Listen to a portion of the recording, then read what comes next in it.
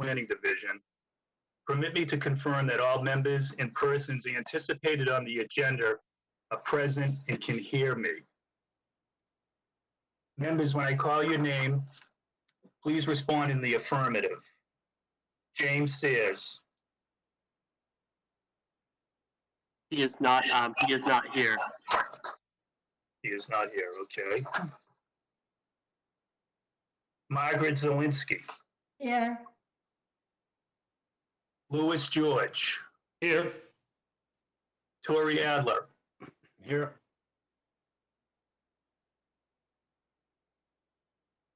Nathaniel Sears. He is not here. I thought I saw Tori's name. Is his mic muted? Yep. I'm here. Are you unable to hear me? Now we can hear you. Welcome, Tori. Thank you. I'm glad to be here. Staff, when I call your names, respond in the affirmative. Josh Morris. Here, present. David Fields. Present.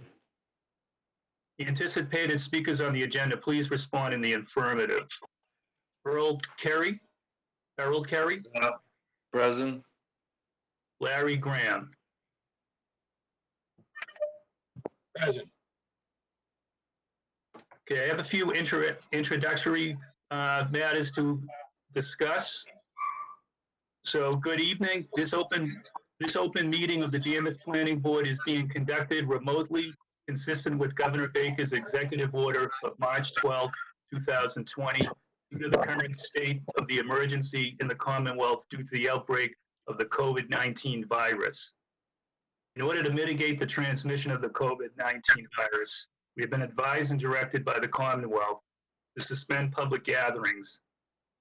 Being as such, the governor's order suspends the requirement of the open meeting law to have all meetings in publicly accessible physical location. Further, all members of public bodies are allowed and encouraged to participate remotely. This order, which can be found posted on the town's website, allows public bodies to meet entirely remotely so long as reasonable public access is afforded so that the public can follow along with the deliberations of the meeting. Ensuring public access does not ensure public participation unless such participation is required by law. This meeting will feature public comment. For this meeting, the Planning Board is convening remotely via WebEx app as posted on the town's website, identifying how the public may join. Please note that this meeting is being recorded and that some of the attendees are participating by video conference. Accordingly, please be aware that other folks may be able to see you and take care not to screen share your computer. Anything that you broadcast may be captured by the recording. Meeting materials. Supporting materials that have been provided members of this body will be shown during this transmission. The public is encouraged to follow along using the posted agenda unless I note otherwise. Meeting business ground rules. We are now turning to the first item on the agenda. Before we do so, permit me to cover some ground rules for effective and clear conduct of our business and to ensure accurate meeting minutes. I will introduce each speaker on the agenda. After they conclude their remarks, the chair will go down the line of members, inviting each by name to provide any comment, question, or motions. Please hold until your name is called further. Please remember to mute your phone or computer when you are not speaking. Please remember to speak clearly in a way that helps generate accurate minutes. For any response, please wait till the chair yields the floor to you and states your name before speaking. If the members of the Planning Board wish to converse with other members, please do so through the chair, taking care to identify yourself. For items with public comment, we have established an email address for public comments. Public comments at danversma.gov. This email address is shown online with the streaming of this meeting. Residents may comment and they will be provided, read out loud after staff has confirmed their name and address. All emails must contain the date and phrase Planning Board in the subject line. Finally, each vote taken in this meeting will be conducted by roll call vote. Is there any questions on the ground rules? Hearing none, why don't we start with the other business? Number one is the executive order on remote participation in remote conduct for open meetings. So there's a motion that the Danvers Planning Board recognize and accepts the provision of Mass General Laws, Chapter 1110G, regarding electronic signatures, that its members will henceforth execute documents either with electronic signatures or with wet ink signatures, and that both will carry the same legal weight and effect. Josh, is there any comments before we ask the board to vote on this?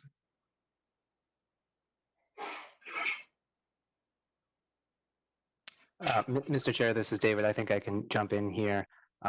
This was a request that came in from the registry, the South Essex Registry, but I believe it was for all registries throughout the state. Just simply saying that during COVID, electronic signatures will be accepted, which would obviously be significantly easier than having to send everything to you all via a routing system, say through USPS or something like that. It's just to make it easier for board members, for the registry, and for applicants to get their approval signed. So should the board wish to do so, they could adopt this provision, MGL 110G. So that was really the impetus for that. But if there's any other questions from board members, I'm happy to try to answer them as best I can. Any discussion from the board? If not, could I have a second to the? John, I have a question. Louis George. Yep. Just a question. I'm not sure if perhaps David could assist in terms of is there any sort of steps or assurance with respect to electronic signatures? You know, any sort of authentication or anything that the registry uses sort of to safeguard the signatures? In terms of when they accept the documents, actually safeguarding the specific signature so it's not lifted, as you exactly said. Yeah, just so it's not lifted, or just to make sure that even I know that when I electronically sign documents, like in my job, it's like hooked in with my PIV card, for example, and so it actually is it's sort of a two-step authentication. And so I wasn't sure if for signatures anything similar is being done at the registry. They did not send along that type of information. I think with respect to the registry, they're probably thinking that, so for instance, when you submit a set of plans that's endorsed by this board or a decision, your signatures are on their website. So theoretically, one could go on and look up any decision and see it. So I'd assume because of that, they are less concerned with that since it's public documents. Got it. Okay, thank you. No further questions. Okay, can I just step back? We do have a new board member. Does the board need to approve Tori's participation, David? If not, I did go out of order. The second item was board member appointment. Is there any action that this board needs to do? I know he's been appointed by the town manager, but was there anything we needed to do other than to welcome Tori to the board? Sure, John. There's no action needed taken by the planning board. That was really on there to welcome Tori. So Tori, welcome. And just give him the chance to say hello to everybody. Thank you, and I look forward to participating with all of you. We look forward to having you, Tori. Sorry, this is your first meeting. It'll be unique for all of us. So welcome aboard, and we look forward to your participation. So if I can go back to the motion on Mass General Laws, Chapter 110G. The chair had a motion to accept. Do I have a second? Second. Peg. Okay, Peg seconds. Any further discussion on this motion? Okay, so I will take a roll call on this, and I'm going to do it based on how I see people on the screen. So I'll start with you, Louis George. Approve. Aye. Peg Zielinski. Approve. Tori Edler. Approved. and the chair approves as well. So that's unanimous. We don't have any other members that have joined us, to my knowledge, right, David or Josh? That's right. That's correct. Okay. So the fourth other business item is 150, 152 Sylvan Street, requested by Fellow Construction LLC to endorse a plan believed to not require approval as a subdivision ANR. Can I turn this over to staff, because I can't see the material that will be submitted to the public. I have seen it, but I can't see the screen. Is it, unless you guys are going to put that up on the screen now? Josh, if you'd like to address this verbally, I Sure. will share my Yes. screen. Give me Sure. one moment. Yeah, absolutely. Hello, everyone. So yeah, so this item, this was actually approved initially in December of 2019. What had happened is Land Court had requested the applicant to add some additional information to the plan. The plan is, other than adding just additional details and information, the lot configuration, the frontage, and the square footage of the lots remains identical to the A&R that was approved in December 2019. This was just something that Land Court had requested the applicant, and so this is kind of what we need the planning board, to make a formal vote on this item. So it was we had to bring it back to the group. Okay, so why don't I open it up to discussion? Peg, do you have any comments? I'd kind of like to know the details that Land Court wanted, what were added to the plan. They're kind of like, at the beginning of this, I spent a couple hours just going over, comparing the plans. What I could gather is just kind of more of like the meets and bounds, and more just kind of site details, like the stone walls, just like the corner, that type of like detailed information. Okay. That was just not on the original. Okay.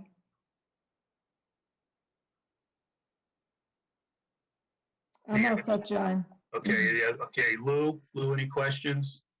Yeah, I guess so. This is just, I think you already answered this, Josh, but just so there's no substantive change at all. This is just No. filling in details, correct? That's right. Okay.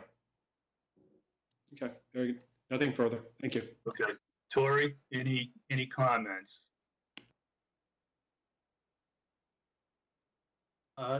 No, I don't have any comments. I wasn't here for the original discussion, so I will trust that things were covered. Okay, and I don't have any questions. So what do we need, Josh? Do we need a motion to approve? Yeah, yes, that's right. The motion to approve this new plan, or revised plan. Okay, so who made that? So should the chair make that motion? Normally we read something, so I just want to follow what Right. protocol, how you'd like us to do this. Yeah, that's fine. It could be very simple. Just say like, a verbal motion, and then just say, does anyone second it? Okay, I'll make the motion that we accept this plan as presented. Is there a second? Second. Second by Peg Zelinski. Any further conversation, discussion? Okay, so we need to do the roll call again. So I'll start, Peg, I'll start with you. Approve. Lou George, Approve? Tori Edla, Approve. and the chair approves as well. So what happens next, Josh or David? How are we going to sign these plans? Is that something that we're going to be able to do with the electronic signatures? Is that the purpose of this? Sorry, John, this is David. With respect to the Yeah. electronic signatures, we can attempt to do that on this plan. However, we'd still need a Mylar signed. So this, unlike your standard decision or another document, is going to have to make the rounds. I don't know how the registry would like us to handle signatures on what essentially is plastic that we physically receive in the office. I think that's just going to be another one that's going to have to get sent around to individuals' homes. Okay, so that's how you're gonna do the protocol, do it, okay, That's all we can think of at this time. The registry hasn't offered any further guidance. okay. That's fine. I mean, is the town hall open? Are you guys open if we needed to, you know, if it's easier for some of us just to pop into your office? We are not open to the public for at least 2 more weeks. Okay, So, depending on how interested the applicant is in getting this filed, we could certainly wait for folks to come in on an individual basis and sign. But if you'd like, I can reach out to the applicant and see if they'd like it to get routed around, or if they can wait 2 weeks. okay.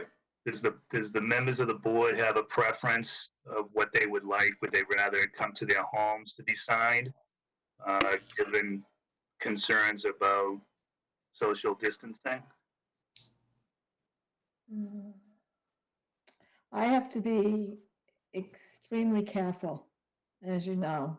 Yeah, So I have been basically taking walks and not leaving the house, just for a walk.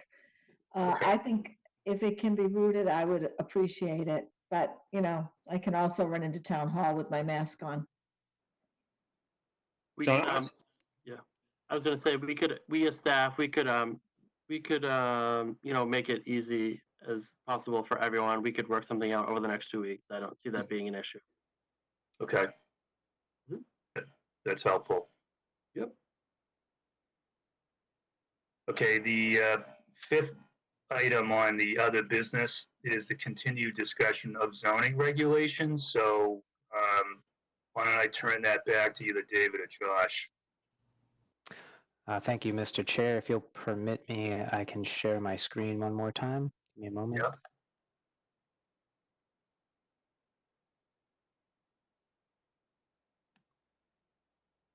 So I'll talk while I'm doing this. I put together a small slideshow just to go through the zoning regs. I know we've been talking about this for a bit of time, and it came about through the character-based zoning districts that were passed in February of this year. So the zoning regs really came out of a companion piece to the character-based zoning districts, the design standards that Ted Brovitz and his team designed, that we've been working through the entire time, thinking that would be a separate standalone document, just the design standards. As you know, we've collapsed the Maple Street overlay, which was a separate book, into the zoning bylaw. So we thought rather than have multiple different books, which some have design standards, some have zoning language, we would take the design standards out of Maple Street and incorporate them into a new document with the design standards for the rest of the character-based zoning districts. There are a few other things in the zoning regs, and I plan on running through those right now, but the outline is just a quick run through of 40A Section 9, and then a review of the regs, and then we can, I'll open it up for discussion after that. So really, the zoning regulations, or any regulation book besides subdivision regulations, come about from the home rule authority and the special permit granting authority that we, meaning the planning board, sorry, not we, but you, not us as staff, are allowed to adopt for issuing such things as special permits, or in this case, this board does an awful lot of site plan review. So the zoning regs can be a guiding document and in most cases a policy document for those types of applications. So the structure would consist of, should this be adopted, if we go forward, you'd have 3 books with the zoning bylaw being all incorporated, including Maple Street, the 2017 amendment, subdivision regulations, and then the planning board's zoning regulations. So you'd have 3 books, but they'd be comprehensive in that the zoning would live in zoning, subdivision regs would live with that, and the zoning regulations would live with that separate book.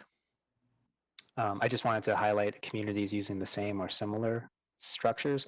This isn't an exhaustive list. These are just communities I'm familiar with that do have a similar setup to what we're proposing here. There's about a dozen here, but there's many more throughout the Commonwealth. So to run through it really quick, part one of the book as proposed was the authority and purpose. And as I already said, the authority does come from the Home Rule Amendment and from Mass General Law. So we have coverage there completely. And the purpose as stated in these regs was really to promote general welfare, health and safety of residents and the adjoining community to the extent that certain projects do abut other municipalities. Part two was definitions. I did want to highlight that the current list of definitions in the zoning regs as proposed does not run over the definitions in the zoning bylaw.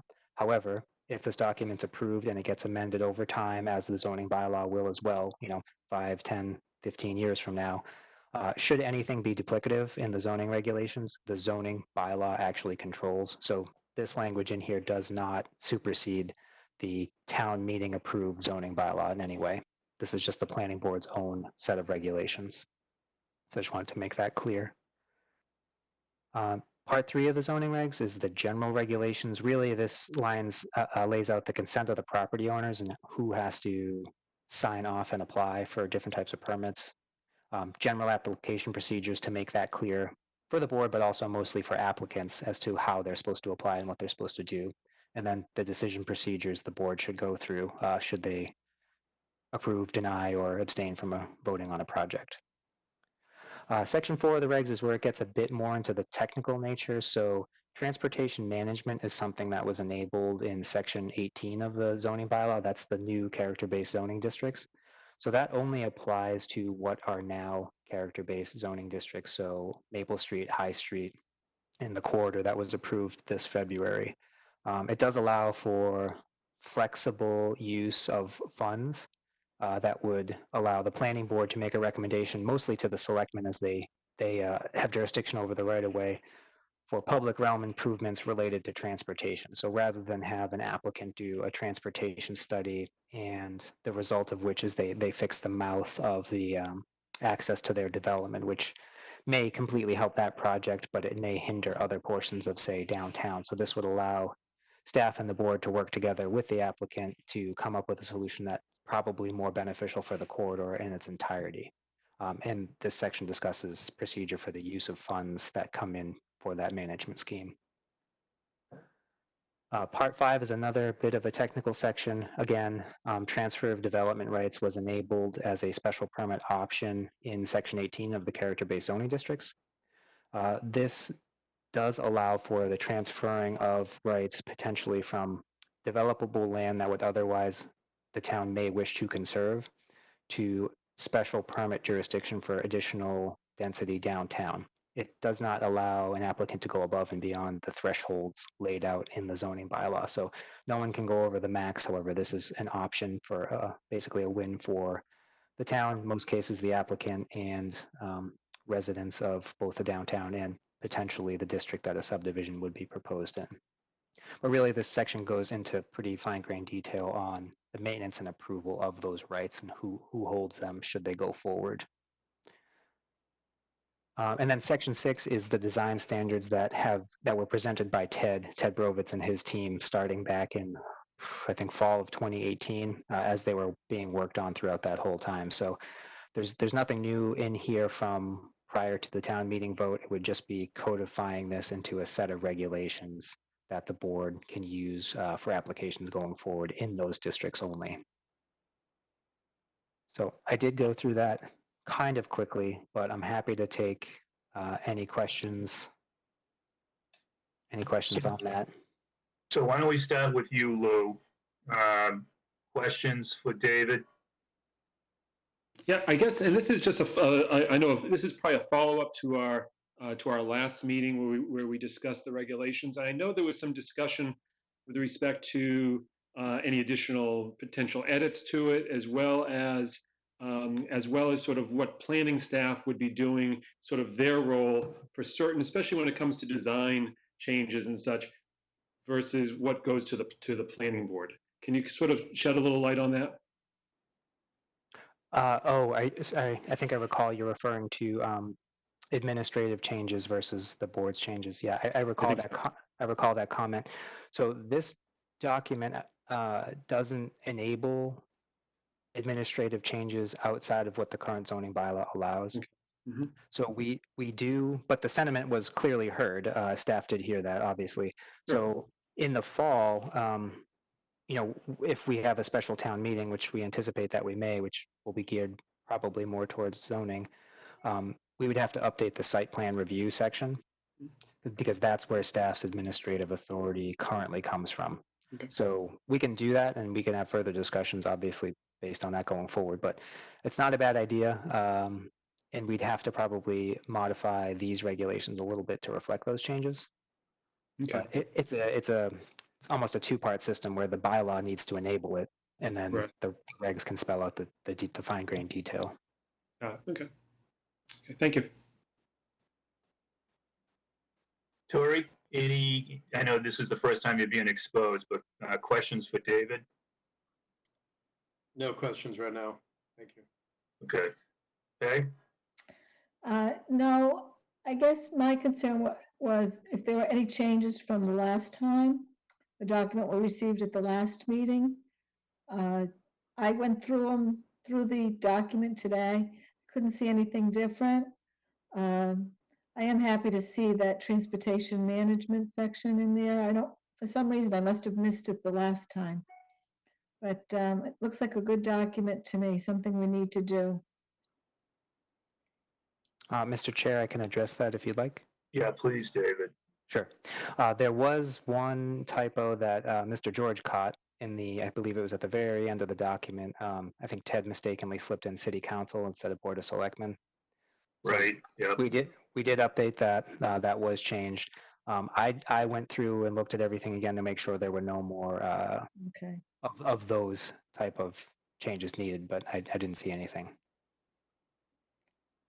Okay. Great.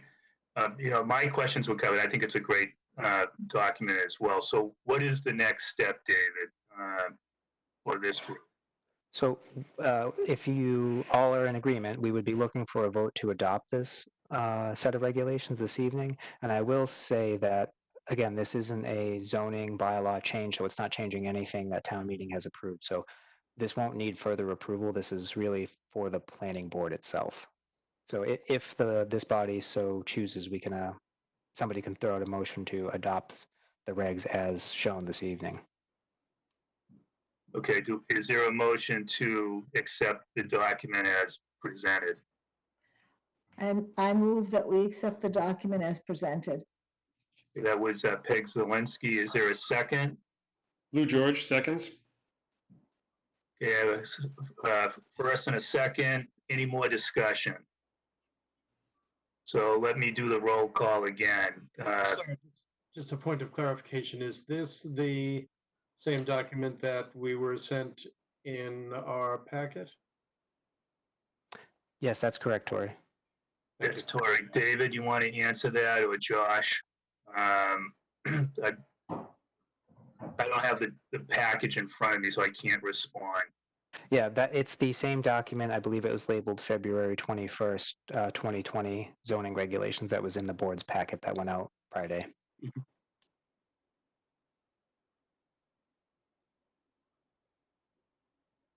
Tori, I know you knew. I mean, are you comfortable voting? This got aired a couple meetings ago. You know, I guess maybe in the last time we met in March. You know, as David highlighted, it's really a document for the benefit of our use, so that we all get on the same wavelength. Yeah, I reviewed the documents. I'm comfortable voting. Thank you. Okay, so let me do a roll call. Peg Zawinski, Approve? Lou George, Approve. Uri Adler, Approve. and the chair approves as well. So that's a unanimous consent of the voting members tonight. Mr. Chair, if you'll excuse me for one moment, I am monitoring public comment on Okay. one of my devices here. We do have a comment from Miss Andrea Daly. Her comment is, I don't believe this is related to any item that's on this evening. She is asking, asking the chairman and board members why they have decided video conferencing rather than live in person. She says the diagram was hard to see. It makes it hard for people watching at home. I don't want to opine too much, but I'm thinking she's just talking about the A&R plan that was screen shared.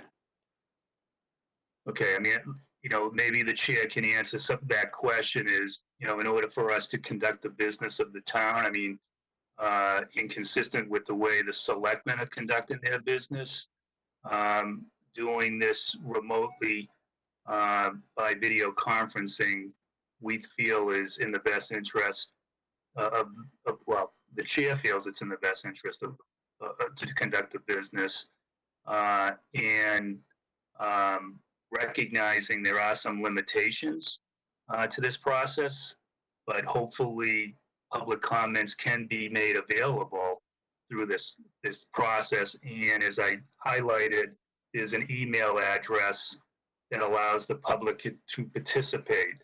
I don't deny that conducting this in a live format would be the first choice, but given the emergency order, the town and the chair feel that this is appropriate.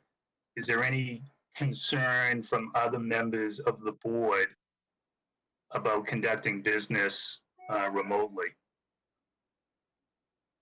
I mean, I do think if there is some concern from other members, now is probably the time to highlight that concern, since most of tonight's agenda is fairly straightforward.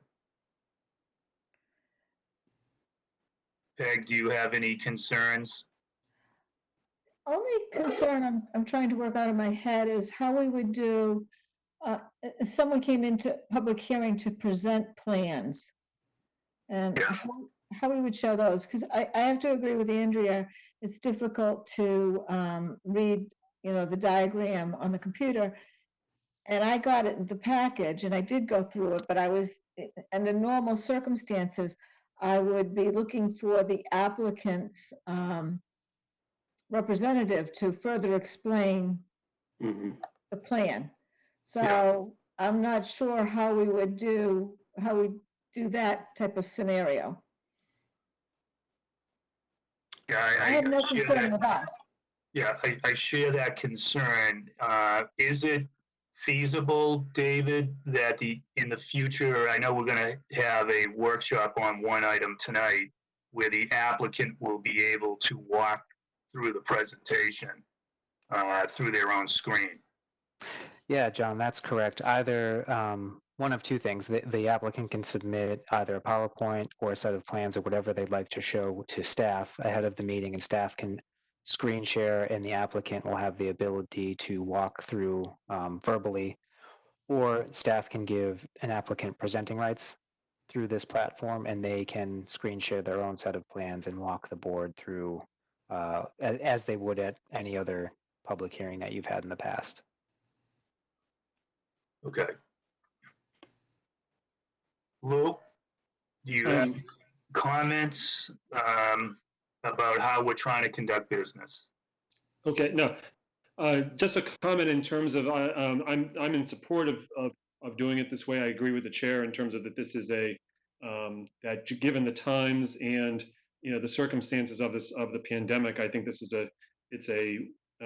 a practical way to get things done. One question I did have, and I guess this could be for David, is with the chair's consent, is there a way if an individual has a question, or let's say has reviewed the agenda in advance and has a particular and is unable to perhaps see to see a plan that may be on a screen, is that something that they could be provided that in advance of the meeting? Yes, to answer Mr. George's question, they could certainly either email staff at Town Hall or phone call to staff at Town Hall, and we could get them the document either electronically or physically route them a paper copy if that was needed. Okay. I have an incoming call as we speak. Great. Okay, thank you.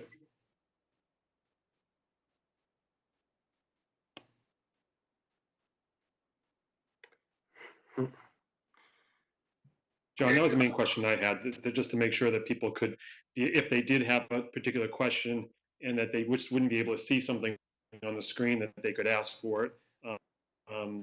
Yep. Once they reviewed the agenda, if they could ask for any of the supporting documentation prior to. Yeah, I think that's a great suggestion. Yeah. Tori, I know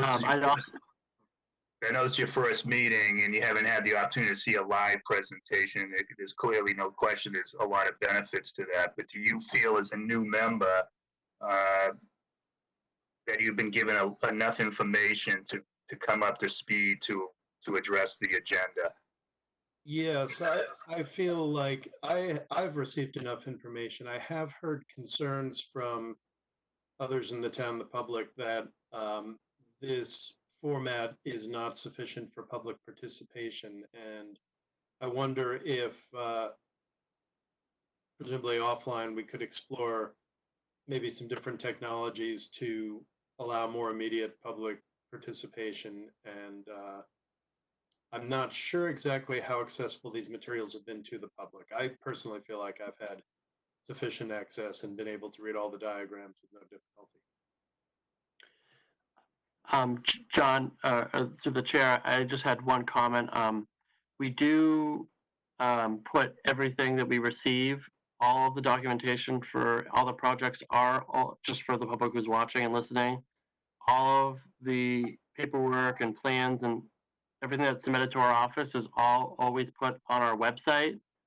So if the public is interested in accessing it there, that's definitely where I would point them to.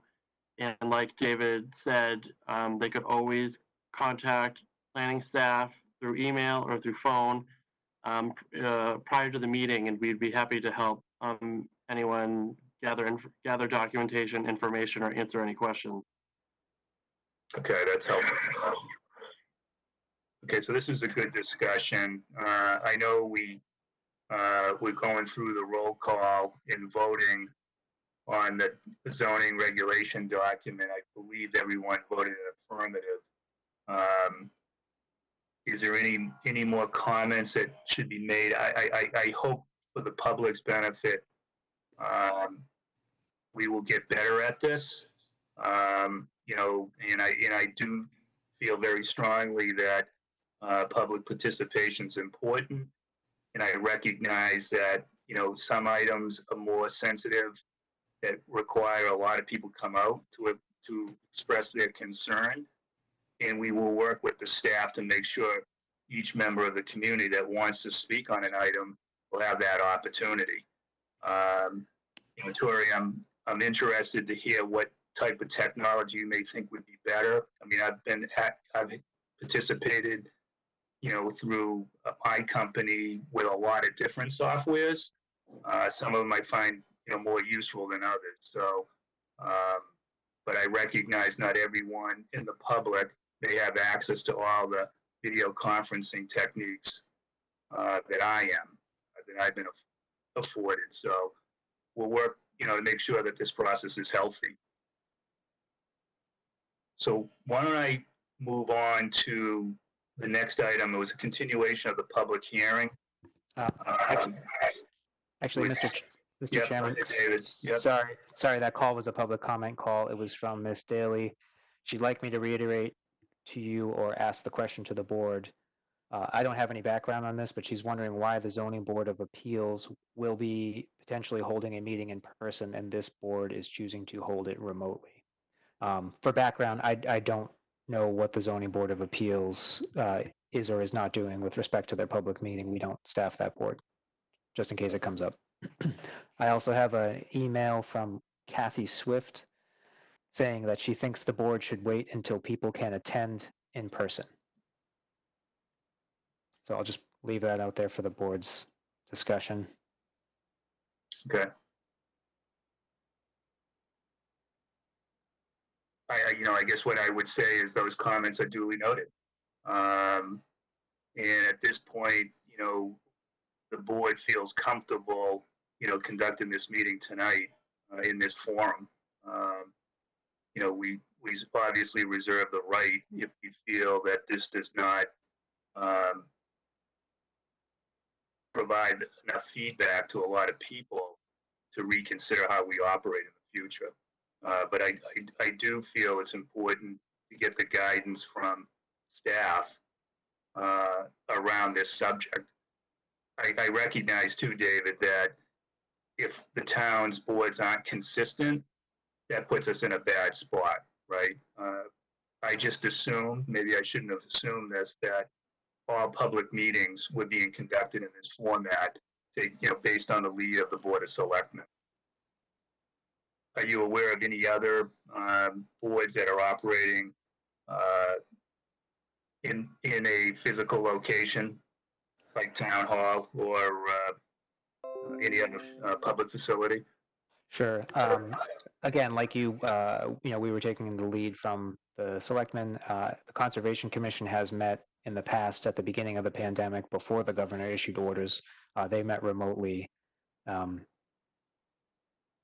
We were trying to operate under the governor's orders and guiding you to operate remotely. However, I'm not aware that any other boards are meeting in person. Again, according to Ms. Daly, the zoning board may be meeting at a future date. It sounds like perhaps in a larger room or auditorium. I'm not sure. I haven't received an agenda or checked an agenda. If the chair would like, that's certainly something we could look into for future meetings. But, I would believe that we'd have to reserve the right to allow board members, should they choose, to also participate remotely, even if members were in a certain room that the town provided. You're all volunteers, given everything going on. If, you didn't want to put yourself at risk of contracting the current virus, that's completely understandable. At least, yeah, I think that'd be helpful, David, and I think it'd also be helpful because some of us are town meeting members to understand. The town meeting will be held, I believe, at the high school in the field house, but it would be helpful to know if town meeting members will be able to participate remotely as well. So, I'm looking for some guidance, as we just talked about, and it really comes down to the individual members making sure they're comfortable as well. So, as of tonight, I think tonight is a test run of this. We may have some meetings in the future that we recognize that a vast majority of the public would like to come out and speak. And if we can create a situation where a board member can participate remotely, I'd be comfortable with that option as well. But we got to make sure there's safety first. Yeah, sure. Again, I can look into that and get back to the chair for Okay. The next series of meetings. That'll be helpful. Other comments on this subject from the members of the board? Okay, hearing none, is it time now, David, to turn to the continuation of the public hearing for 75 Sylvan Street? I believe, yes, that is the next agenda item, and that applicant has requested to continue without discussion. So does that require any formal action by the board? The board would just have to vote to continue it to the next public meeting. Okay, can I have a motion to continue this to June 23rd, 2020? Lou George, so moved. Is there a second? I can second. Second, Okay, second by Tori. So let me do the roll call vote. Peg Zelinski, approve, Lou George, Approve? Tori Adler, Approve. and the chair approves. The next item is a public hearing for 13 Essex Street.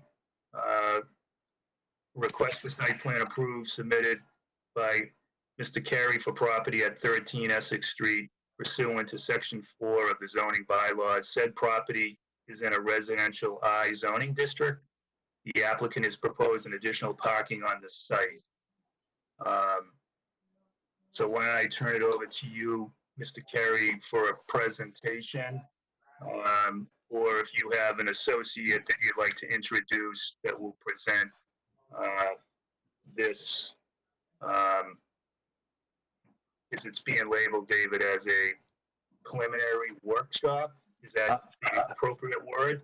I think before that one, John, on the agenda number 7, the site plan, so Mr. Carey had applied for a site plan in March for a different project, but Okay. is looking to continue that one, so we'd need another motion to continue that project to the 23rd. Okay. Number 8 on the agenda, in the meantime, he'd like to present to you an option that he has under the new zoning. So first, we need the motion to continue 13 Essex site plan review to the 23rd, and then we'll turn it over to Mr. Carey and his team. Okay. Do I have a motion for the continuation of 13 Essex Street to June 23rd, 2020? So moved. By Peg Zawinski. Is there a second? I'll second. George, second. Oh, Okay, second by Lou George. Let me do the roll call. Peg Zawinski, Approve? Lou George, approve. Tori Adler, and the chair approves. So let me turn it over to you, Mr. Carey, to provide an informal presentation of your project at 13 Essex Street. Hello, everyone. I would rather have my team, if you guys don't mind, present it because they're more knowledgeable about it. If it's Larry Graham and Bill Nolan, they're right on it. Okay, that's acceptable. Who would like to go first? If you can identify yourself, and then the second person can follow the presentation. Is it you, Mr. Graham? Are you, you might.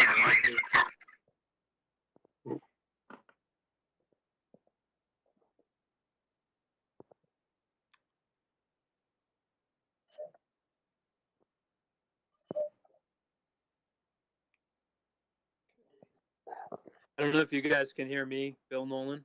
Yeah, we can hear you, Bill. Okay. The chair recognizes Mr. Nolan. Yeah, sorry, I'm here representing Mr. Carey for the 13 Essex Street. Sorry, it took me a couple minutes to get my microphone and video on.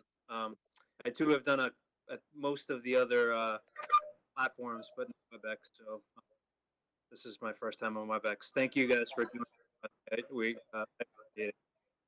Trying to keep in this pandemic. So we have, I'm not sure if you have, in terms of images and plans, we have some here. I can use my camera that are looking at me, and I can show you. We have the image up. I don't know if that helps, or people to do that, or Yeah, if you could share your screen with the board member, that would probably be the best, Mr. Nolan. okay, great. All right, so so you won't see me. I'm gonna just turn my camera because I'm using my phone. I'm gonna use my camera to just broadcast the plans that are up on the board, and I can walk you through the architectural portion of it. I know Larry Graham's also part of the group, so he'll talk more about the site, but I can start with the architecture if that works for you guys. Yep, that's acceptable. Okay, great. Okay. Can you guys see the plans now? Yes. Okay. So what we're proposing to do is, see if I can point. We're proposing to build on this back portion right here. There's an existing 1-story, 1.5-story piece with a basement, and then a garage/shed back here that we're proposing to remove and replace it with this structure back in here. And then we're also updating this middle piece here, which is really existing to remain. We're gonna do some roof work up here and hopefully add some balconies. This is the street side right here, the original building with the new building behind it. Sorry. So this is Essex Street. Down here, this is on the, if you're looking at the building from Essex Street, it's the right elevation and the long right side elevation. and this would be the left side elevation. And this would be the rear here. And maybe it's a little easier to see. We have some perspective sketches. This front portion right here is the existing building. This portion exists right now, but we're going to renovate it. And hopefully, if we're able to do this project, we wanted to provide some exterior access for the future tenants or future owners to have some exterior access through these decks. And we're also proposing to include, this is basically 4 bays of garages down there, right? 4 bays of garages. These 2 end ones are a little bit deeper, which will have some tandem parking. So these will have 2 spaces. So for the units that have multiple bedrooms, they'll have these tandem units.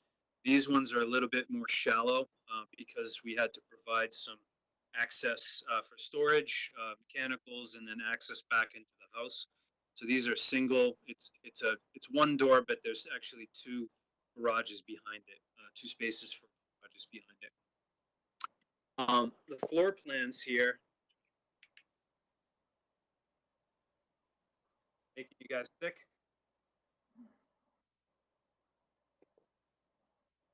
So I don't know if you guys can see that.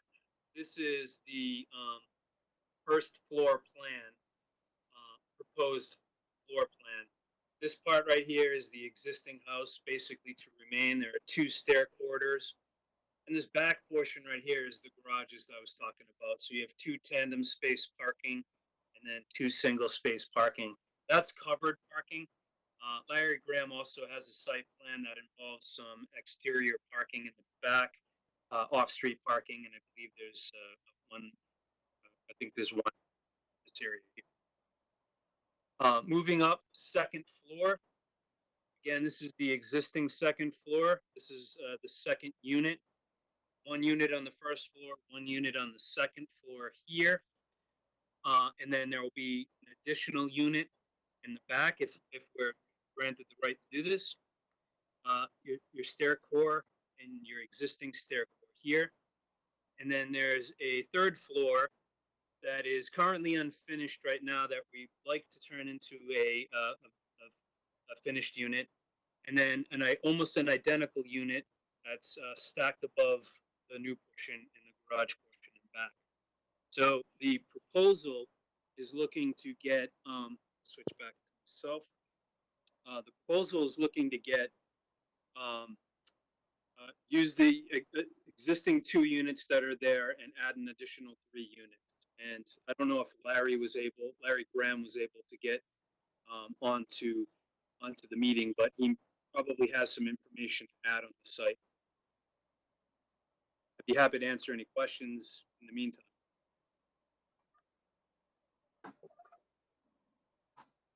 Peg, why don't we start with you? Do you have questions? So you have parking, 2, 4, 6 parking spaces in the garage, Yep. 5 units, and then you said there is additional parking out back. Yeah. How many spaces are out back? And 1 in the middle. I haven't. Hello, this is Larry Graham. Can you hear me? Sorry to interrupt. Yep. Thank you, Larry. Okay, good. Larry, the question, if you heard about the park, see the 5 parking spaces that we're proposing in plans, but I don't have the site to show. I'm sorry to interrupt, Bill. If everyone can hear me, whether they can see me or not, I'll take that question. Okay. Go ahead, Larry. All right, thank you very much, Mr. Chairman. Larry Graham with H.L. Graham Associates in Ipswich, and thank you, first of all, for giving us the ability this evening to make this informal presentation of Harold's proposed plan at 13 Essex Street. Maybe, Mr. Chairman, if you'd like, I'll give you a quick overview of the site and the project as opposed to answering that first specific question. Sure, go right ahead. 13 Essex Street is a lot about 60 feet in width. It runs about 160 feet in depth. There's 2 units on the site now. And as was previously mentioned in February, we filed for a 2 to 3 unit conversion, but we never went forward with that and presenting it to the board because of the zoning change. When the zoning change came up and Mr. Carey realized that the character-based zoning district might allow him to propose a few more units, we looked closely at that and ended up with the plan that we're talking about this evening, which is a 5-unit plan. So as Bill Nolan was explaining, as the architect, he's proposing to add on an addition to the back of the existing building after taking off a small addition and a garage. And so the proposal then is for 5 units, and the parking that we have proposed is for 10 parking spaces, 6 of which would be in the garage, as Bill explained. 3 would be on site at the rear of the site, and 1 would be on-street parking in the front of the site, as allowed in the new zoning. The access to the site doesn't change. There's a driveway off of Essex Street that would come in along the east side of the existing dwelling, would go back toward the rear of the property where the 3 parking spaces are proposed, and would access the two-door garages that Bill had explained under the new units or the new addition.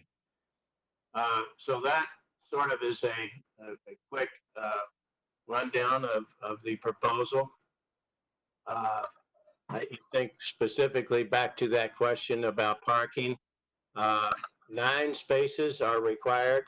And again, we are proposing 10 spaces, 6 of which would be in the garage for 3 units, and then 3 in the rear and the 1 on the street for the other 3 units.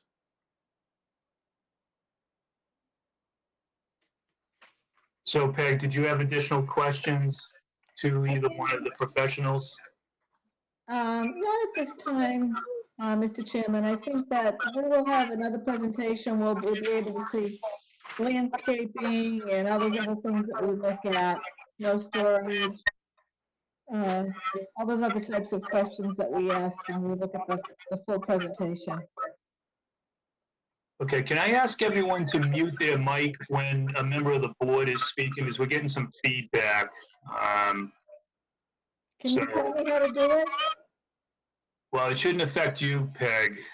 Yeah, but if I have to do it for somebody else, I'm not sure how to do it. Well, if you put your browser towards the bottom, you'll see the microphone. Oh, I have a Mac. Oh, okay.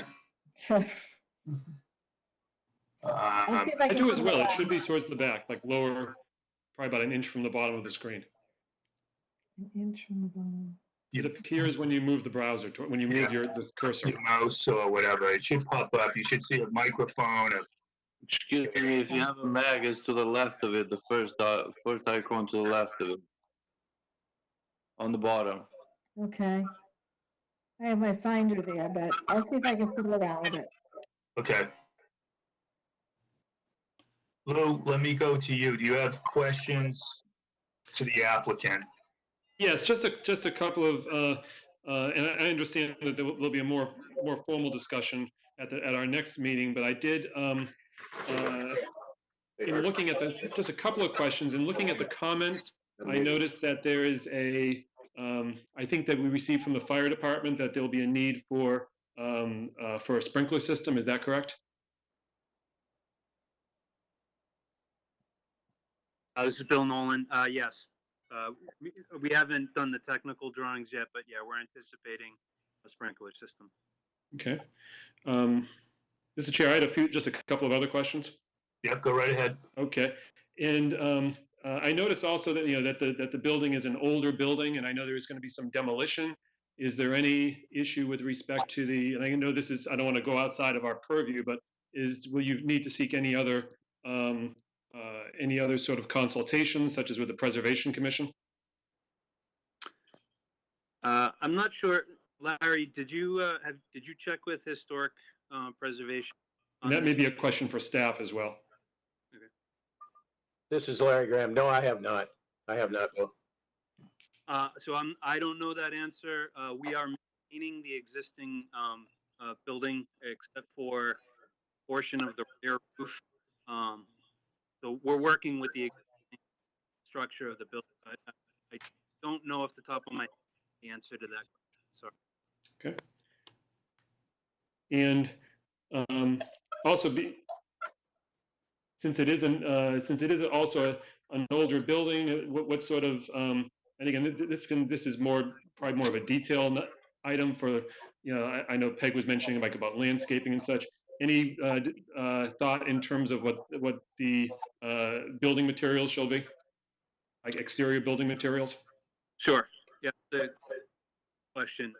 We're seeing the drawings. I don't know. I can't really hear you. You're coming in and out. Sorry.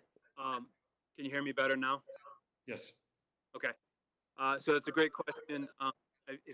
Have you guys received the plans that I had sent? Do you have any plans in front of you? I'm just not sure. I do. Mm-hmm. Okay. Yeah. So if you look at the images of the plans, the intent is to match the existing building and blend with it. So white trim, Mm-hmm. distinct board siding. We're going to match that. The trim details are similar where applicable. Mm-hmm.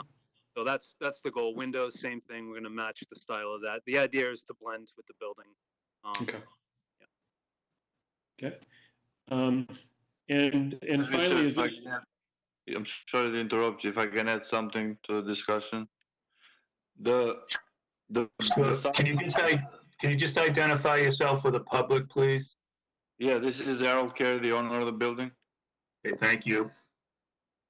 Thank you. Sorry to interrupt. Just a little notice on the side of the building. Then the part of the building we're tearing down. It's an extension to the existing building that was done later in the years of the house. So I can try to dig up a picture of it, but it's not really part of the existing old building that was built in the 1900s. So it's just like it was done later on in the years, which has really nothing that much connection to the existing building. Okay. That's all, but I'm sure we're gonna go through and find out and make sure everything is in order. Okay. Thank you. Thank you. And John, just one last question. I guess this is more for either for David or for Josh. Yeah. With your permission, in terms of whether or not, in terms of any sort of consultations with preservation, is that something that they would need to do? Sort of at what stage would they need to do that, if at all? Josh, this is David. Do you want to handle that one? Sure. If it is a portion, if it is deemed to be prior to 1915, it would have to go through the Preservation Commission, and they would have the opportunity, if it was deemed as historically significant, to have a 1-year demolition delay on that back section, if that was the section that was being removed. But in terms of the planning board process, it would probably have to be approved by the Preservation Commission if it was prior to that date. That's your question. Yep. So do we know the age of that section? Not as we speak, but since you brought the question up, we will be figuring that all out, but offline. Okay, very good. Thank you.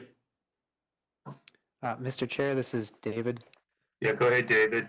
If it helps the board members or the applicant, I have a site plan from them. I can share my screen. I wasn't sure if Mr. Nolan was able to do that, but if that's something the board would like, I can certainly do that. Personally, I find when you share the screen, it's a lot easier for me to see because I had to use a second iPad to get to the plan. So Okay, it would be- why don't I go ahead and do that now? Just give me a moment.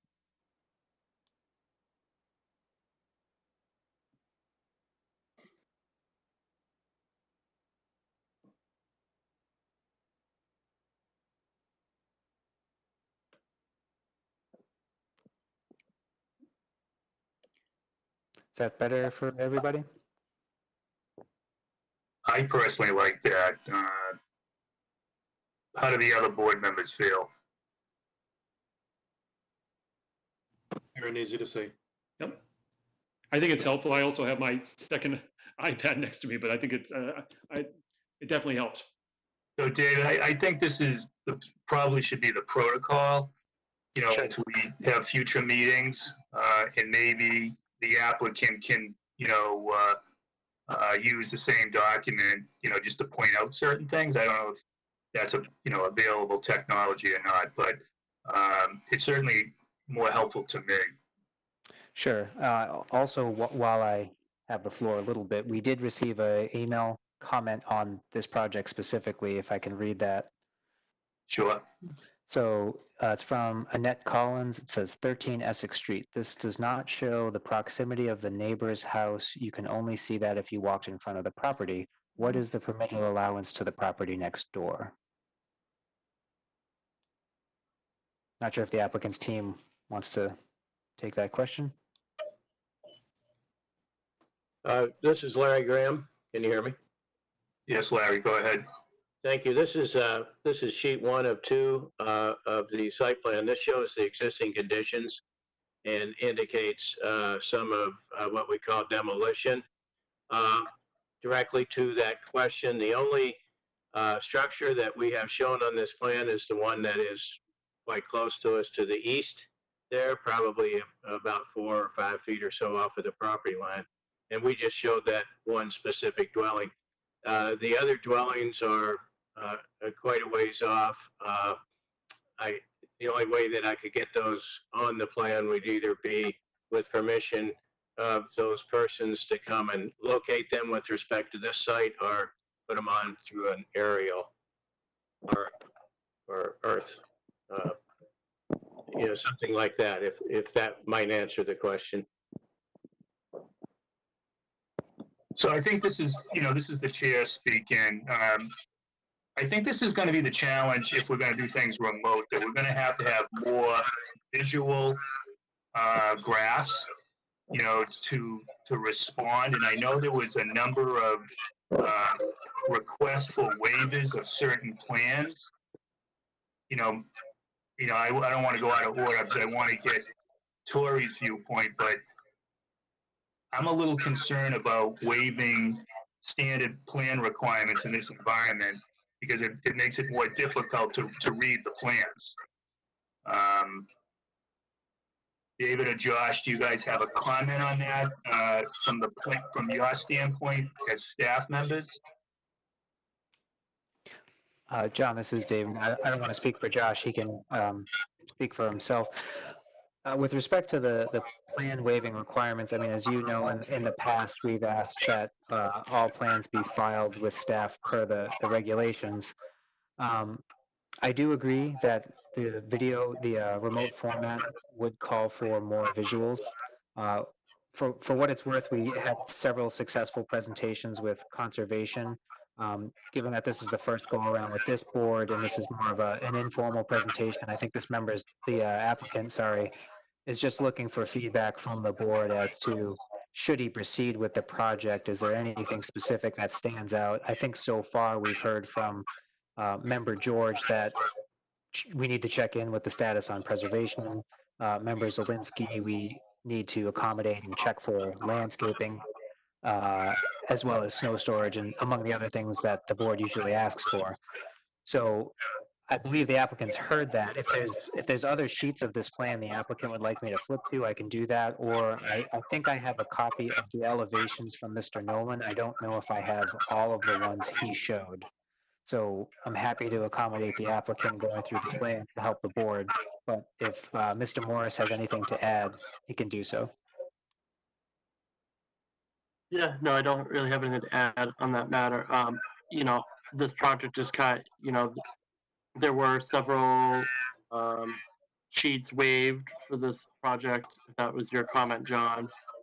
Um, I think David on the other sheet, not the existing sheet, but the next one down has more of yeah, right. This, I think John might have some of the details that you're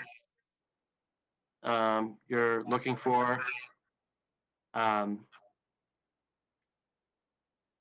Would you like me Here's to jump in? This is Larry Graham. Could I jump in here? Sure. Yeah, could we flip back to sheet 1 for just 1 minute, and then, back to the addition in the garage, which would be removed. If you look from Essex Street into the site past the larger portion of the building, you'll see addition TBR, which is an abbreviation for to be removed. And then behind that, the garage TBR. Those are the two parts of the structure to be removed to make room for what I'll say is the addition or the new addition on the north end of the building. So that should clear that up. It's not the general footprint of the older existing structure. So maybe you can flip to sheet 2 again. Thank you, David. This sheet does combine several of the sheets because of the size of the project. First off, down near Essex Street, you'll see the proposed additional water line. That's for fire protection. That was a question or comment mentioned. So that is the line which would, the new line that come off of the main that would provide the sprinkler protection. This sheet also shows the addition on the north end of the building where looking right down through the roof and the floors, you see the 6 cars in there. 2 of them are tandem, 4 of them actually in tandem, and then 2 by themselves. So that's for 3 different units. You'll see the 3 on-site parking spaces to the rear of that. Those are uncovered spaces. And then back on Essex Street, back down to the bottom of the sheet, you'll see the 1 space there. So that, when you count them up, those are the 10 spaces I was referring to. Around the 3 parking spaces in the rear of the site, we have a 5-foot buffer between the parking spaces to the west, approximately 10 feet to the north.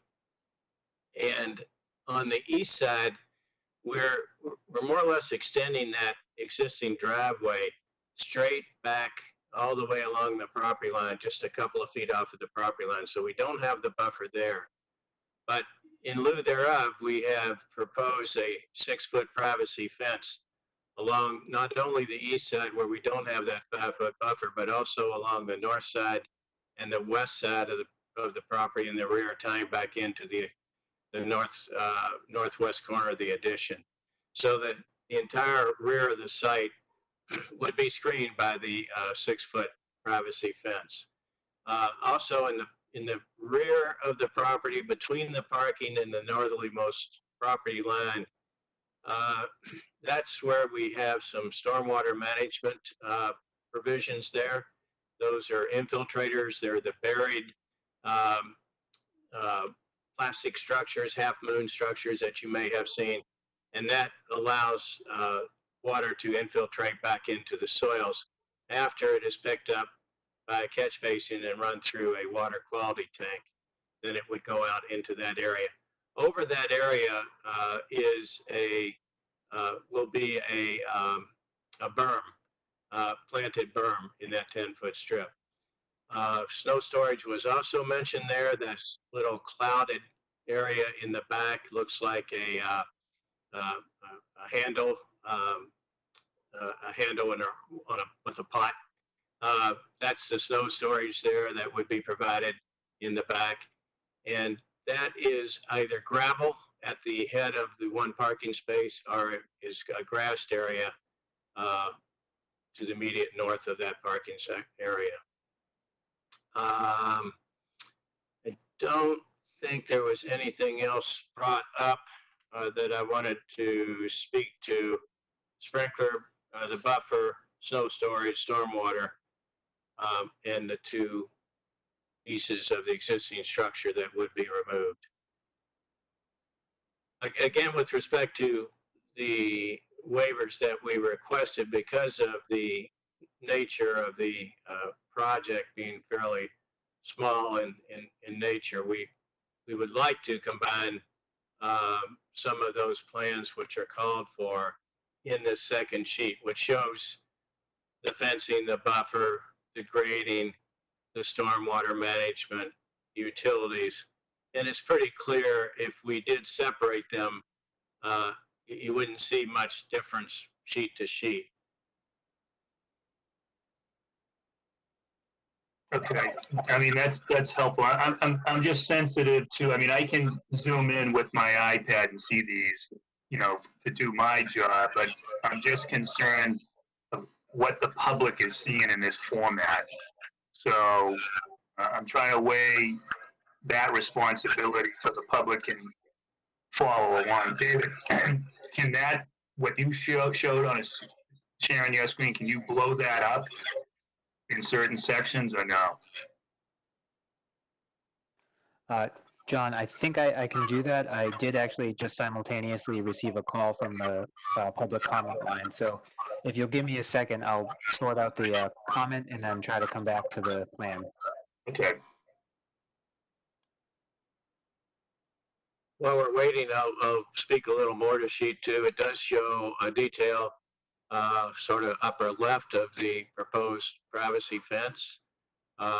There is a detail in the very upper left corner of the pavement section that we're proposing. Sort of in the middle left is the water quality tank or oil separator, sediment and oil separator detail. The catch basin that I mentioned, that detail is in the center left of the site.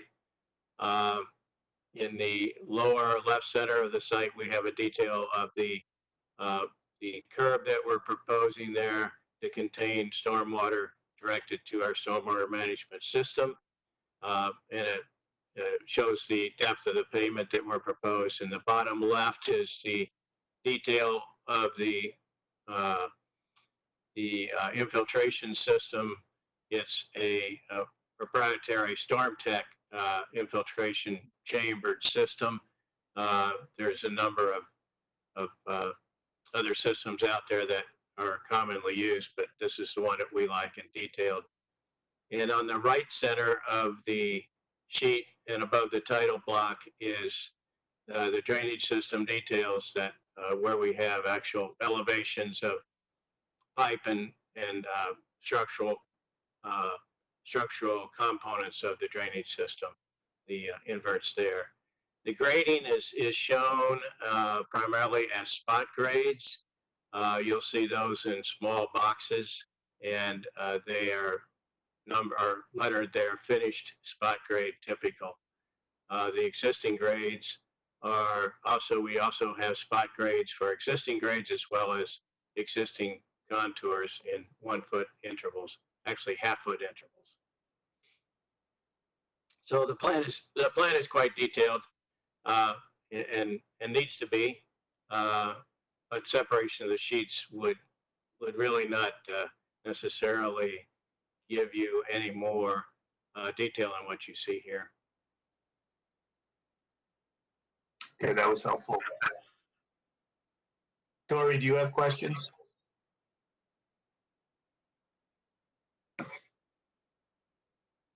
Sorry, yes.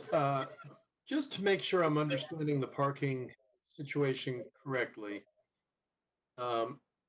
is it correct that 6 of these spots are tandem and there would be no other place for those 3 cars that are blocked in to park? That this parking depends on a great deal of social cooperation among the occupants of these units? Yeah, I think what you may be referring to is the tandem arrangement of the parking. Yeah. Yeah, and the garage units, or the garage parking is for units 3, 4, and 5. And units 3 and 5 do have the tandem parking that is permitted under the zoning. And in fact, you can have, I think it's up to 75%, but it does require obviously the cooperation of the persons using those parking spaces, but they must be, according to your zoning and practical sense, they must be only for those units. The same as in the rear. The 2 tandem spaces in the rear for unit 2, and they can't be mixed. It can't be units 1 and 2 because obviously that wouldn't work. Thank you. Mr. Chairman, this is David. Hello, is anybody there? I can hear you, David. Okay, I do have a comment from Bill Bradstreet, who noted he lives on Essex Street. I think more or less he's disappointed with the format of this evening. He's wondering if we can have a different venue for these types of meetings should we go forward. I think it's a similar comment echoed to what we heard in the past. He said he's having difficulty viewing it on his cable access TV. So message understood there. We also have a comment from Matt Duggan, Matthew Duggan. He has several questions for the applicant. The first question is, what is allowed by right in terms of density? 2, what variances are being requested? 3, what is the side setback requirement required in Table 2 of the zoning bylaw? And 4, what is the special permit you're requesting for? So I'll let the applicant respond to those as best they can, and some of those may be more questions from staff. Well, this is Larry Graham again. I'll try to answer that, those things. First of all, the application is for special permit and site plan approval. That's according to the character-based zoning district. The previous conversion application that we made that was never heard, that you continued this evening to June 23rd, that was for site plan approval only because a special permit had been issued by the Zoning Board of Appeals for the conversion. But with your character-based zoning district bylaw, we now apply to the planning board for a special permit and site plan approval. So that's I think answers that question. The side setback requirement, I don't know that right off the top of my head, but what we have proposed is to maintain the existing dwelling, of course, without any modifications to it, and then taking off those 2 addition, or the addition of the garage in the back, we would maintain the same side yard setback that that addition of that garage enjoy. We would maintain that same side yard setback for the proposed addition to the building. The density, I believe my calculations and Bill's and Harold's were that with the new zoning, we would be a fraction above 5. So 5 is the application. And the waivers are listed in our documents that we presented. They're fairly lengthy, so I don't know that you want to go into them this evening, Mr. Chairman, but there's about 10 different waivers. Some of them are the submission requirements, and just 2 of them are the design requirements. So why don't you talk about the design requirements? Because I think we covered the submission requirements and understood why you wanted those released. So why don't we talk about the design requirements so the public understands what's being proposed? Okay. We're requesting a waiver from the requirements of site landscaping, which is section 4.10.2. And then in our documents, we reference A3 above, which is a request for a separate landscape plan. And in lieu thereof, we're showing the proposed landscaping identified on the plan, and we suggest that that's commensurate with the scale of the project. That being, as I just went over, the 6-foot privacy fence, the 5-foot buffer zone on the west, 10 feet or more to the north, and just a couple of feet to the east with that privacy fence running all along that point. The other design requirement waiver request is for site lighting, section 4.10.3, and we reference the submission requirements A6. We requested a waiver to provide a photometric plan, as there really are no proposed changes to on-site lighting. I haven't consulted with Bill yet, but Bill Nolan, I'm sorry, the architect, I would imagine that we would have some can lights or something over the garage entry, and perhaps one over that rear door entry. But other than that, no lighting standards, no poles, nothing of that respect. Okay.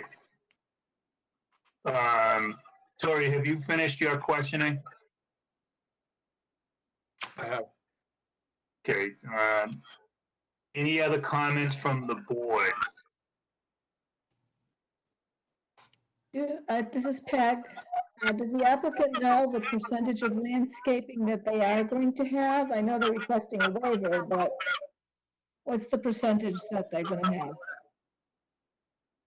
have? If you are asking the square footage or something, I don't know that, but we do comply with the green space on the west to the north, but we do not to the east. That would be at least a 3-foot, if not a 4-foot waiver out of the 5, because that driveway exists and runs right past the existing unit, and the only way to develop that site with a reasonable traffic flow is to continue that driveway straight on back to our additional parking spaces.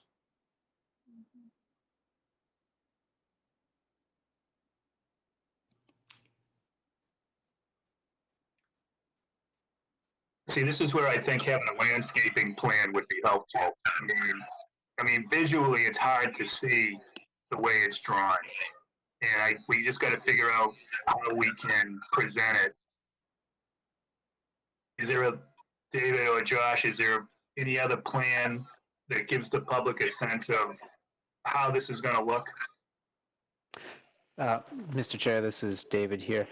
I think just, I hear your question. I'm gonna, if you don't mind, back it up just a little bit for 2 seconds. To be clear, this was just an informal presentation on the potential for a 5-unit project. So the application material that's in your packet may be listing waivers based on the project that was submitted in February. So I guess I'm not trying to throw cover out there in any way. I think the message is loud and clear that we probably need a landscaping plan and more definition going forward. I just want to make sure that we're not confusing the two processes. One officially applied for a site plan for a 3-unit development, and then this informal presentation is to judge the board's feedback for the 5-unit. Okay. But to answer your question directly, I don't have other plans, landscape or otherwise, for this project, but for the elevations that Mr. Nolan showed earlier. Okay. Mr. Chairman, Larry Graham again.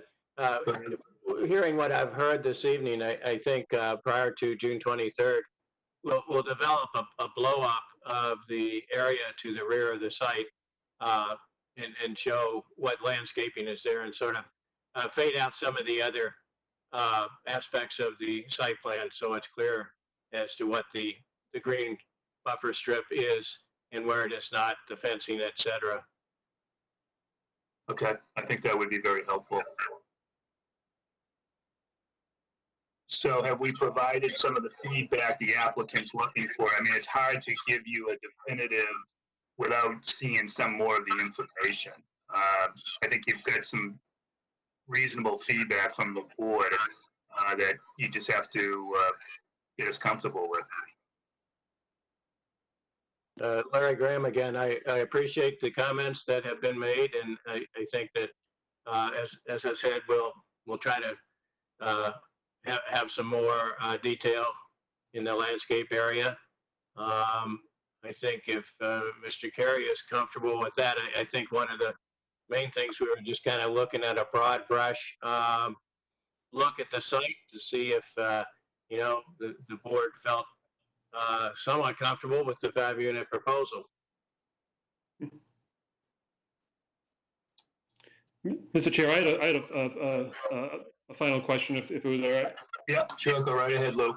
Yeah, and just a couple of final questions, just in terms of on the east side. I noticed that's going to be where the fencing will go, and I had two questions sort of related to that part of the property.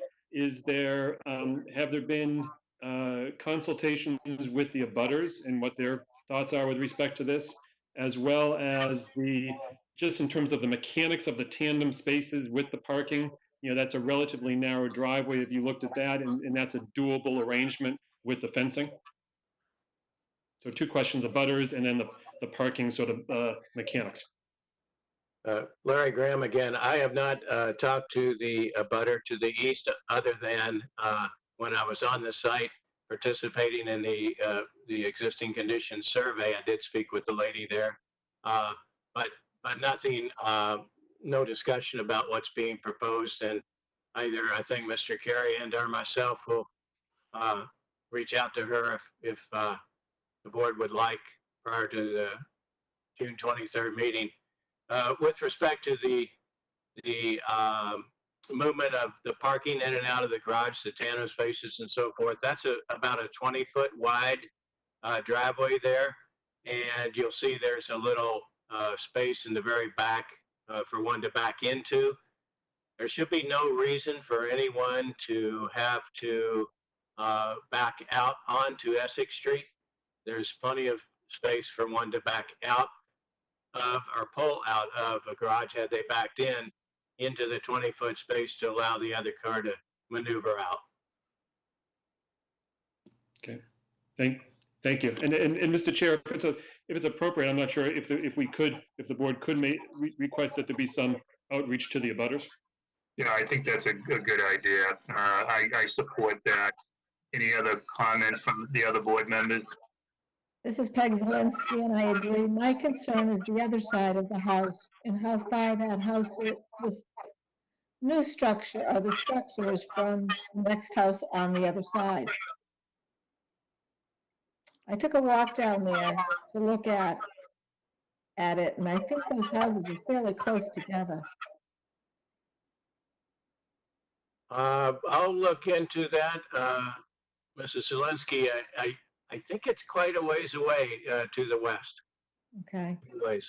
And that was my concern about landscaping too, because that's a long building.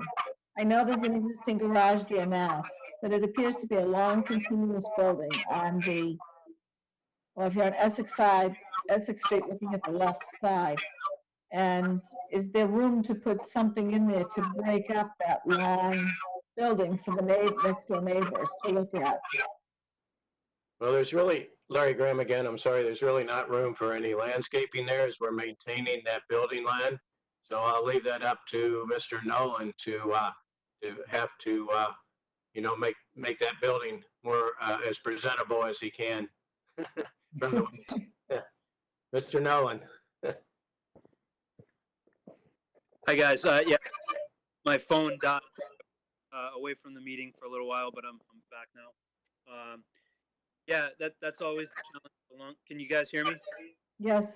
Yeah, that's always a challenge with a a long building and we've attempted to add some, but you'll see some that are broken up. We've got existing building, and then there's a bump out, bit of a bump in, a bump out. But this is our first pass. We were trying to get something in front of you guys so that you can act. It by no means is the final draft of this. So we'll do our best to make it as easy as possible. Mr. Chair, Go right ahead. this Yep. is David. I got a call on the public comment line from Go right ahead, Dave. Yep. Bill Bradstreet again, noting that he thinks the project is far too dense for this neighborhood. I also received an email from Annette Collins who says, why is there discussion about planning board waivers? Do the new zoning bylaws apply to this potential 5-unit development? I'll let the applicant answer the first part of that about the waivers, but yes, the new zoning bylaws referring to character-based zoning districts apply to this project. From there, I'll leave it to the chair and the applicant.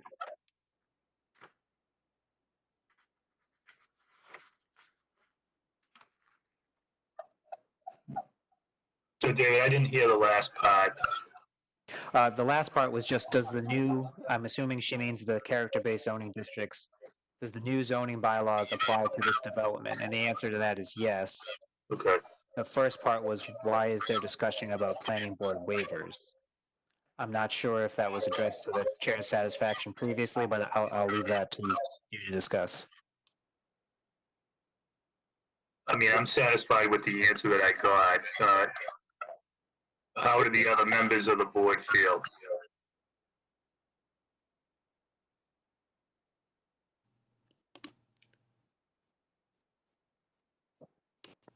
Okay, I Yeah. think no concerns being raised, so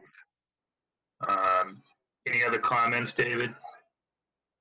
That's it. So far, no new emails, no new phone calls yet. Okay, so does the applicant feel they got the feedback that they were looking for? This is Larry Graham again. Yes, on my part.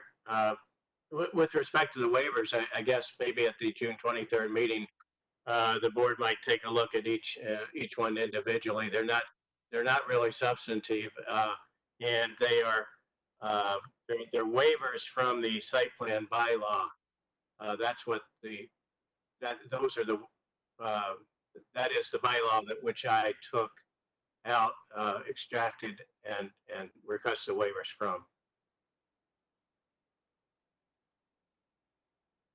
Okay.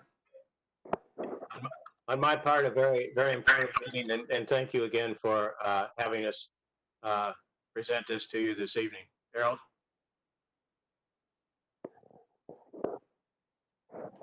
Yes, thank you very much for hearing our application, and we'll see you on the 24th of June. Hopefully, we'll get a package together, and then we'll be more helpful to everyone. That'd be great. Thank you very much. Okay, you're welcome. So the next item on the agenda, David and Josh, is future dates under other business. I think there's been a lot of feedback about how the meeting's going. You know, what I'd like the board members to do is, you know, digest how tonight went. And David, are we allowed to provide feedback to you individually? How do you want to hear it from various board members? Unfortunately, we have 2 board members that aren't here. You know, I welcome them. They'll be able to see this, correct? They'll be able to watch this on video. That's correct. I would welcome both their feedback. You know, they've been, you know, especially Jim Sears has been on the board for a long time. I am sensitive that this works for everyone as best as possible, given the circumstances that we're facing. Yeah, John, to address the first part of your question, this is David again. If the board members would like to email staff, either Josh or myself individually, that's fine. Obviously, we can take phone calls as well. Maybe just, you know, shoot us a quick email or a text just to say phone calls warranted. But obviously, individual emails are fine. Clearly, don't email the group. That would violate the ethics law. But any feedback you have, please do send to staff. And then hopefully by the end of this week, based on the feedback we get, we can plot a course forward for future meetings. Okay, I think that's a great idea. And, you know, I really encourage you what worked and what didn't work. so we can figure out how we can improve upon it. I can tell you from my professional experience, the first two meetings, were kind of awkward, and then we got really good at it. So it might be, hopefully it's as simple as that, but I recognize that it's going to be difficult. And there's several of the comments that came in tonight were from longtime participants of the planning board that came to our meeting. So their feedback is very important to at least the chair. So if we all could do that, that'd be great. Next agenda item is the minutes of May 10th. Do we have a quorum to vote on this, since there's only 3 of us that were at that meeting? Going to be, Tori really can't participate. He wasn't at that meeting. Josh or David? Yeah, I think I believe that could still be voted on because there are 3 members. I think 3 members is enough, but I would defer to David. Yeah. No, this is David. I understand Tori is a new member. With respect to the minutes, I do find that most meetings there's an awful lot of confusion about who can vote, when they can vote, and how they can vote. To be clear, minutes can be approved by any number, any quorum of the board. It doesn't have to be members who were present at that meeting. However, clearly, if you feel uncomfortable because you were not at the meeting, you don't have to vote. But just from now and going forward, as long as you think the minutes were a factual accounting of what happened, you're able to vote. But that being said, I'll leave it to each member in turn to decide whether or not they want to do that, obviously. Okay, that's helpful.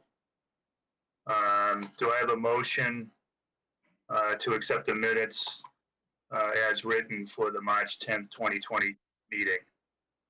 So moved. By Peg Sawinski. Do I have a second? Second, Lou George. Any discussion? Okay, so let me do a roll call.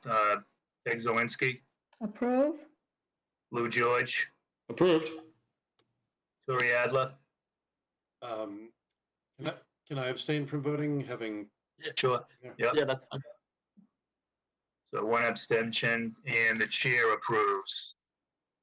So the motion carries. Any other business that the staff wants to raise? I do see on the agenda that there's options for viewing this meeting for Comcast Channel 8, Verizon Channel 37, and online at youtube.bex UOS7G9C. You can follow this online, and there's options for the public to comment through the email, public comments at danversmass.gov, and by phone 978-777-0001 extension 2. Any other matters that the staff wants to raise tonight? John, this is David. I only had one other thing. It doesn't have to be answered now, but if the board members would like to email, that's fine. Last summer, and I've been told in previous summers, the board would take 1 meeting off. Given everything going on, obviously we had several months of not meeting. However, I didn't want to forego that option should board members be accustomed to that. So if, for instance, the board members want to think about whether or not perhaps the last meeting in July, the first meeting in August, either not holding it, or, if you could email Josh or I and just say, I have vacation planned for XYZ dates, that might be helpful for us to try and plan out future meetings. That said, vacations are going to be what they're going to be given everything going on. Yeah. So let us know. We'll try to work out a schedule, but that's just to throw that out there, something to think about for now, so we can plan for the future of the summer. Thanks. No problem. And I agree with you. Unfortunately, there's not a lot of places we can all go to, but I'll leave it to the individual board members. Okay, so since I don't have any other business, is there a motion to adjourn? I move that we adjourn. Is there a second? Second. Any discussion? I don't think there'd be much discussion. So I'll do a roll call vote, but before I do that, I want to express my gratitude for the staff and the board members for trying to do this remotely and be as productive and balance the needs of trying to get the work done of the town as well as making sure the public can participate. So thank you very much. So let me do a roll call.